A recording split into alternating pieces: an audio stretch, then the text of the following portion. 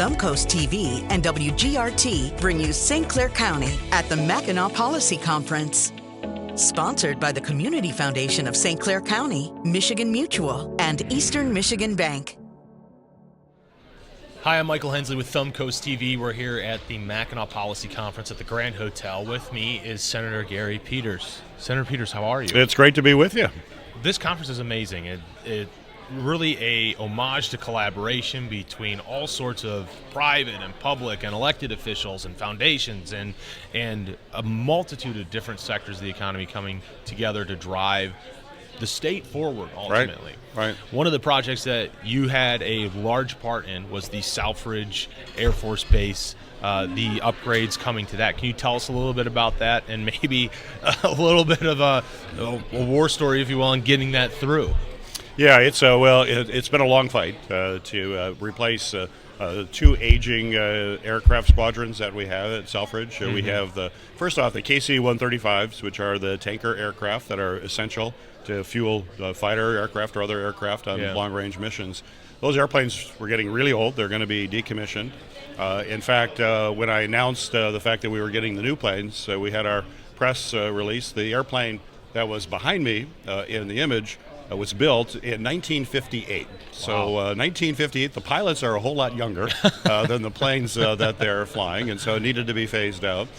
We worked very hard, and I'm happy to say that the Air Force last year agreed to replace the 8 KC-135s with 12 brand new KC-46s. These are state-of-the-art aircraft being built right now. Nice. And just like the other aircraft, these will be around another 30, 40 years or more. That helps lock in Selfridge. But we also had a fighter mission. We had the A-10s, which are ground attack planes, also old and not survivable in modern combat. We worked aggressively to get a new mission. The F-15EX is one that we identified as probably the most likely to get it. Now we've had that announcement that the Air Force is going to move forward with that.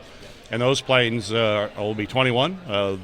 All the crew, all the economic development that's going to go into that part of our state, as well as all around our state, is going to be significant. And actually, those two aircraft work very well. The F-15 is like a long-range fighter aircraft, can do a variety of missions. And you put a long-range aircraft with a tanker, you really have long range. And when you think about potential conflicts in the Pacific, in the Indo-Pacific region, distance is a challenge, and you need F-15s and you need tankers, and Selfridge is like in the center when it comes to that national security. Yeah, absolutely. Can you speak a little bit to some of the economic impact that Michigan's going to see from these upgrades? Well, you have all the personnel that'll be there, and they're expanded. The tankers, for example, are up 50%, so you have more maintenance personnel. You have all the support crews related to that. Then you have a lot of businesses that provide services to those squadrons as well, which will have a presence there. And I also think what I'm looking at, I'm also working on trying to bring in what are called collaborative combat aircraft, and these are with no pilots, they're unmanned, but that represents the future of the Air Force. And those are really high tech, and if we can get those at Selfridge, and it makes sense for them to be there given both the F-15s and the tankers, that will bring in a lot of high tech companies that also want to be a part of the development of this autonomous mission that's going to represent the future of the Air Force. Yeah, and Selfridge is strategically positioned, right? It's right at the crux of one of the larger Great Lakes. You have a really prominent role in protecting some of those Great Lakes. Can you speak to some of the work you're doing in that? Yeah, there's nothing more important in my mind than making sure the Great Lakes. Here we are at Mackinac Island looking out at the straits and the beauty of that, and of course the entire Thumb area and Port Huron up to Port Austin. We all love the Great Lakes, and as Michiganders, I think it's in our DNA. We have to make sure that it's there for our future generations. I'm the co-chair of the Great Lakes Caucus in the U.S. Senate, and to focus on that. Worked on lots of legislation. Probably the most significant is our Great Lakes Restoration Initiative, which is funding for projects to keep the lakes clean, to clean up old toxic sites, to look at waterways, run waterways into the lake to make sure that they're as clean as possible when water's going into the lakes. A whole host of projects, and usually grants with local governments all along the lakeshore. So all around the Thumb region, they're getting Great Lakes restoration money. We've got a significant amount through the infrastructure package. We're going to fight for more.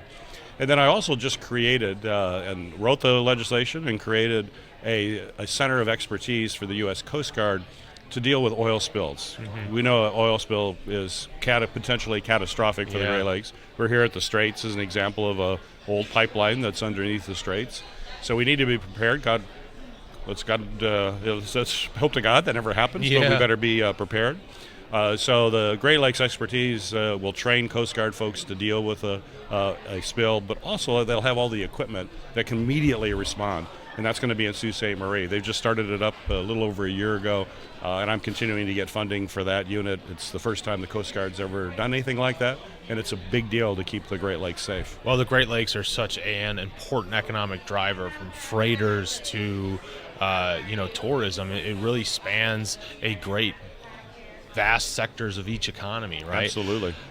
Senator Peters, thank you so much for coming to fill us in on some of the things you're doing and some of the great work. We're super excited on the economic impact that the work at Selfridge is going to be, and we're super thankful for your stewardship of the Great Lakes. Well, thank you. And thank you for watching Thumbcoast TV. To hear more from this conversation, visit thumbcoast.tv.